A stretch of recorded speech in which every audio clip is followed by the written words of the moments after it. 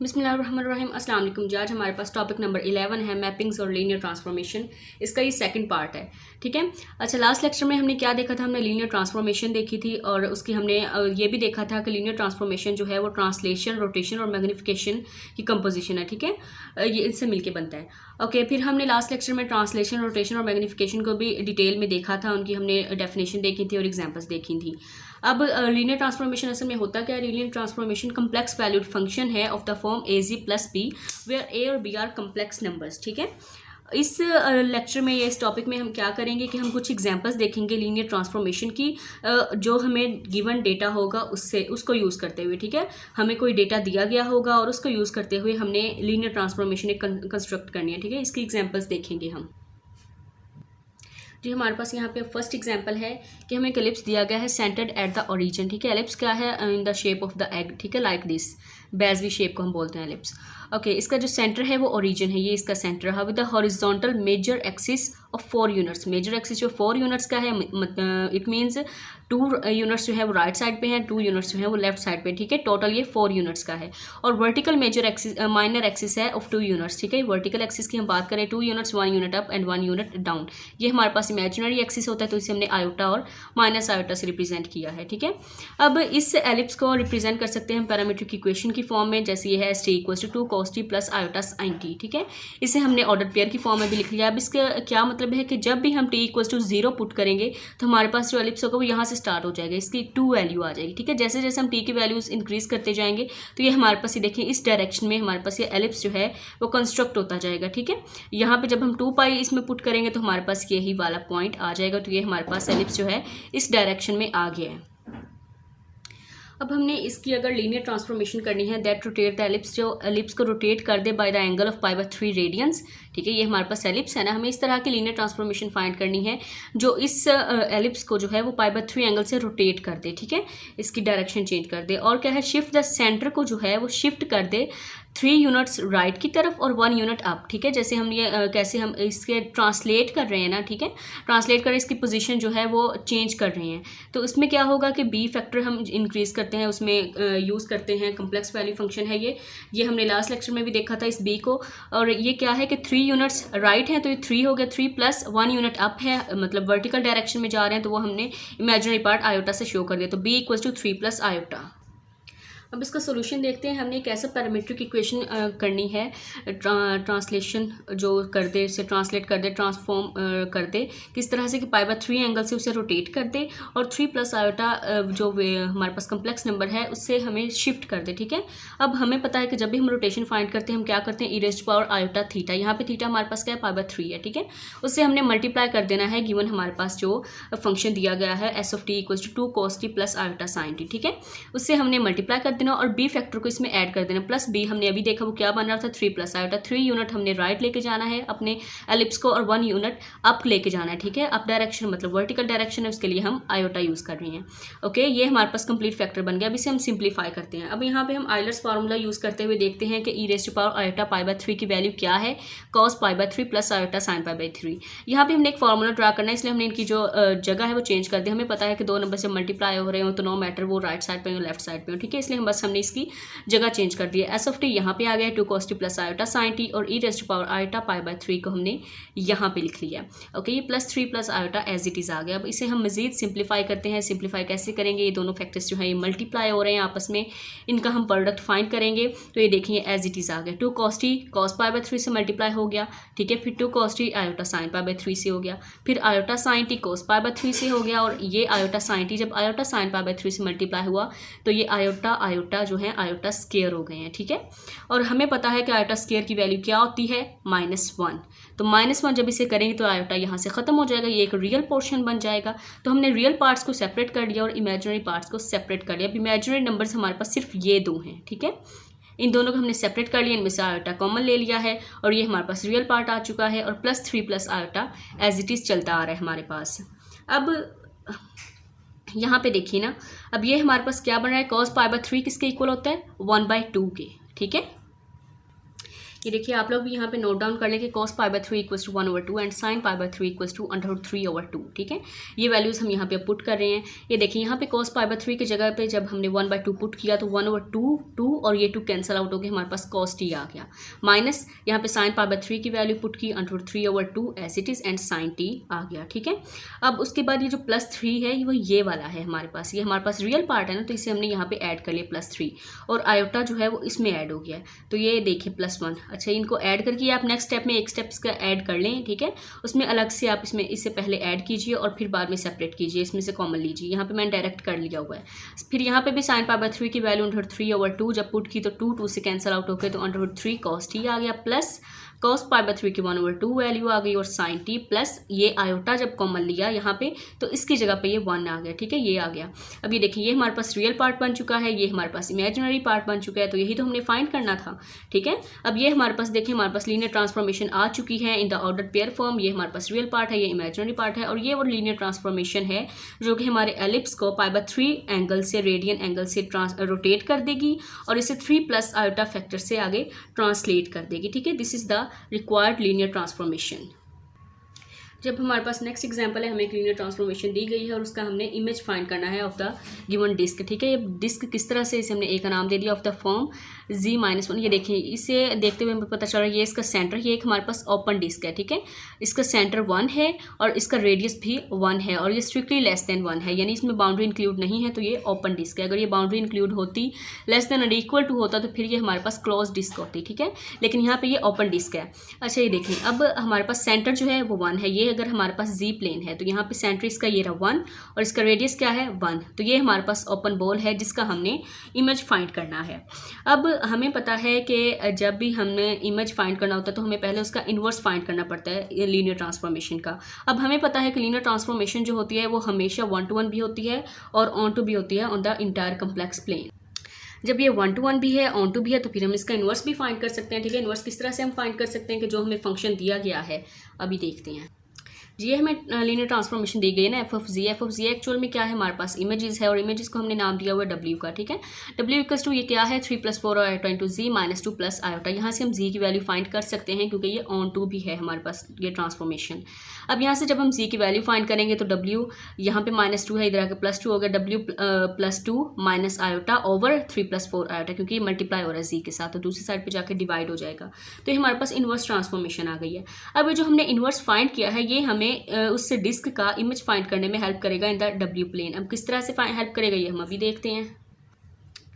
अब हमें पता है कि W क्या है, हमारे पास इमेजेस हैं, एफ ऑफ Z है, तो जब हम इसका W का इन्वर्स करेंगे तो वो हमारे पास Z का ही एलिमेंट होगा ना। फॉर एग्जांपल अगर ये हमारे पास डिस्क है, ठीक है, ये Z प्लेन में हमारे पास डिस्क है जिसका हमने इमेज फाइंड करना है, तो इसमें हमारे पास एक और हमने ले लिया W प्लेन में, हमने सपोज कर लिया कि ये इमेज है, ठीक है।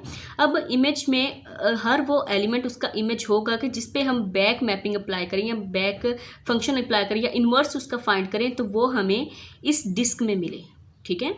ये देखें ना, हम कहेंगे कि ये इमेज तब है जब इसका हर पॉइंट जो है वो इसका जब हम इन्वर्स लें तो वो हमारे पास इस डिस्क में मौजूद हो, तो फिर हम कहेंगे कि ये जो पूरा सेट है तो ये इसका इमेज है। फॉर एग्जाम्पल ये देखिए यहाँ पे हमने एक पॉइंट ले लिया W ले लिया, इस पर जब हम इन्वर्स अप्लाई करेंगे अगर उसका इन्वर्स जो है वो इस डिस्क में हमारे पास फाइंड करता है होता है तो फिर हम कहेंगे कि ये जो पॉइंट है ये इसके इमेज में इंक्लूड है। फॉर एग्जांपल अगर हम ये आउटसाइड पे एक पॉइंट ले लें तो ये इसका इमेज नहीं है क्योंकि इसका अगर हम इन्वर्स ले रहे हैं तो वो हमारे पास इस सेट में नहीं मिलता। जब हम इस इन्वर्स फंक्शन की डेफिनेशन को अप्लाई करते हैं, अब हमने ये कहा है कि ये जो W का इन्वर्स हमने फाइंड किया है, ठीक है, एफ इन्वर्स W ये बिलोंग कर रहा है उस डिस्क में, ओपन डिस्क A में, ठीक है। उसकी क्या डेफिनेशन हमने वैल्यू फाइंड की थी, Z एलिमेंट जो है वो बिलोंग कर रहा है A में, ठीक है। एफ इन्वर्स की वैल्यू हमने ये फाइंड की थी ना, ठीक है। क्या है हमारे पास W +2 minus iota over 3+4 iota. अब हमें ये पता है कि कोई भी एलिमेंट जो है वो A में या उस ओपन डिस्क में तब ही बिलोंग करेगा जब Z-1 mode is strictly less than 1 हो, ठीक है। ये कंडीशन अगर सेटिस्फाई करेगा तो फिर ही वो एलिमेंट A में बिलोंग करेगा, और यहाँ पे हम ये कह रहे हैं कि ये एलिमेंट बिलोंग कर रहे हैं A में, तो इसका मतलब है कि ये एलिमेंट भी इस कंडीशन को सेटिस्फाई कर रहा है, ठीक है, कर रहा है तो फिर ही A में है ना, तो यहाँ पे हम वो कंडीशन अप्लाई कर देते। क्या है Z-1, Z की वैल्यू ये है, mode is less than strictly less than 1, ठीक है। अब यहाँ पे देखें हमारे पास क्या है, अब हम इसे सिंप्लीफाई करना चाह रहे हैं, तो सिंप्लीफाई कैसे करेंगे, अब देखिए यहाँ पे हमारे पास कोई भी वो नहीं है, इमेजिनरी पार्ट नहीं है, तो हमने खुद से -0 आयोटा जो है उसमें कर दिया हुआ है, ऐड कर दिया है। ओके यहाँ पे देखिए अब इसे सिंप्लीफाई करने के लिए हमने 3 + 4 आयोटा से इन दोनों टर्म्स को दोनों साइड्स पे हमने मल्टीप्लाई कर दिया, इस साइड पे भी और इस साइड पे भी। मोड के साथ हमने करना है क्योंकि हमारे पास मोड के अंदर ये वैल्यू मौजूद है 3 + 4 आयोटा। ओके उसके बाद हम इसे सिंप्लीफाई करेंगे। सिंप्लीफाई अब हमने किया, ये क्या हो गया, w + 2 - आयोटा, जब इसके साथ मल्टीप्लाई किया कैंसिल आउट हो गया और ये आ गया हमारे पास minus iota plus -1 - 0 iota into 3 + 4 iota. ठीक है, इस वाली पूरी टर्म के साथ अभी मल्टीप्लाई होना है इसने। और यहाँ पे जब हमने 1 के साथ मल्टीप्लाई किया ये चीज़ एज इट इज़ आ गई, लेकिन फिर हमने इसका मोड फाइंड करिए, वो किस तरह से। ओके यहाँ पे जब हम इसे मज़ीद सिंप्लीफाई करेंगे तो हमारे पास क्या आ जाएगा। अच्छा ये यहाँ पे हम देख रहे थे इसका मोड हमने किस तरह से लिया, ये 3 + 4 आयोटा मोड है। ठीक है, ये 3² + 4² ठीक है, यहाँ पे आयोटा नहीं आएगा। अगर आयोटा आ भी जाए तो फिर वो नेगेटिव वैल्यू जो है पॉजिटिव हो जाएगी, लेकिन यहाँ पे ऐसा नहीं है क्योंकि हमने रियल पार्ट इंटू करना होता है इमेजिनरी पार्ट। ओके आ गया 9 + 16 आ गया, 25 आ गया, इसका स्क्वायर रूट लिया तो 5 आ गया। ठीक है, यहाँ पे इसका मोड फाइंड करके वैल्यू लिखी गई है 5। अच्छा जी, इसे मज़ीद सिंप्लीफाई करेंगे, इन दोनों टर्म्स को जब हमने मल्टीप्लाई किया तो हमारे पास ये वैल्यू आ गई -1 - 4 आयोटा। फिर हमने इसे ब्रैकेट्स ओपन कर ली और रियल पार्ट को और आगे मज़ीद सॉल्व किया तो हमारे पास आ गया +2 और -1 जब किया -1 आ गया, माइनस आयोटा -4 आयोटा को जब सॉल्व किया तो -5 आयोटा आ गया। तो ये हमारे पास इसे मज़ीद हम इस तरह से भी लिख सकते हैं कि w - 1 + 5 iota mode is less than 5। अब यहाँ पे ये हमारे पास जो इमेज आया है ये भी हमारे पास वो सारे एलिमेंट्स आएंगे जिनका सेंटर जो है वो होगा 1 + 5 आयोटा और उनका रेडियस 5 होगा। ठीक है, फॉर एग्जांपल अगर ये हमारे पास थी हमारे पास जी प्लेन है। ठीक है, इसका हम इमेज फाइंड कर रहे हैं तो इमेज क्या आया है हमारे पास, सेंटर आया है 1 + 5 आयोटा, ये रहा 1। ठीक है, और ये रहा 5 आयोटा, ये पॉइंट हमारे पास सेंटर है और इसका रेडियस क्या है 5 यूनिट है, ये देखिए 5 यूनिट, तो ये 5 यूनिट। ये हमारे पास जो पूरी एक ओपन डिस्क बन रही है ये हमारे पास इमेज है इस ओपन डिस्क का जो कि हमें दी गई थी और यही हमने फाइंड करना था। हमारे पास ये नेक्स्ट एग्जांपल तो वही है, लेकिन इसका सेकंड पार्ट अब हमने देखना है। इमेज हमने फाइंड करना है हाफ प्लेन का। ठीक है, हाफ प्लेन किस तरह से दिया गया है कि इमेजिनरी पार्ट जो है ना उस कम्प्लेक्स नंबर का वो ग्रेटर देन 1 है। ठीक है, ये देखिए अगर ये हमारे पास एक कम्प्लेक्स प्लेन है तो ये अगर 1 है, ठीक है, 1 इमेजिनरी पार्ट की बात हो रही है, इसका मतलब हम आयोटा में बात करेंगे तो ये आयोटा फर्स्ट पॉइंट पे आ गया। ठीक है, अब ये हमारे पास इमेजिनरी पार्ट ग्रेटर देन 1 तो ये हमारे पास लाइन आ गई है और इसमें ये वाले सारे पॉइंट्स होंगे। अब यहाँ पे स्ट्रिक्टली का कोई नहीं है। ठीक है, ये बाउंड्री यहाँ पे जो है वो इंक्लूड नहीं है, ये ओपन है। ओके अब हमने इसका इमेज फाइंड करना है। इमेज अब हम कैसे फाइंड करेंगे, हम पहले इस फंक्शन को लिखेंगे w = f of z in Cartesian form में हम लेके जाएंगे। ठीक है, z = x + आयोटा y हम पुट करते हैं जब भी हम कार्टेशियन फॉर्म की बात करते हैं। ठीक है, तो f of z = w = किसके इक्वल आ गया, हमने ये फॉर्म देखी हुई है कि u + आयोटा v में हम लिखते हैं। हमारे पास जो फंक्शन दिया गया तो उसमें हम z को रिप्लेस कर देंगे x + आयोटा y से। ठीक है, तो ये आ गया हमारे पास 3 + 4 iota into x + iota y -2 + iota. इसे हम सॉल्व करेंगे, इन दोनों को हमने मल्टीप्लाई किया तो हमारे पास ये वैल्यू आ गई है। ठीक है, फिर हम इसे मज़ीद इसकी रियल पार्ट और इमेजिनरी पार्ट सेपरेट करेंगे तो हमारे पास u और v की वैल्यू आ गई है। ये हम बहुत बार कर चुके हैं तो ये आप लोगों को पता होगा। ओके अब हमने क्या करना है, हमने इसका इमेज फाइंड करना है इस लीनियर ट्रांसफॉर्मेशन जो हमें दी गई है उसका। ठीक है, अब हमें जो दिया गया है हमने क्या करना है कि फाइंड करनी है हमने y को गिवन कंडीशन के मुताबिक, और गिवन कंडीशन क्या है कि इमेजिनरी पार्ट जो है वो ग्रेटर देन 1 हो।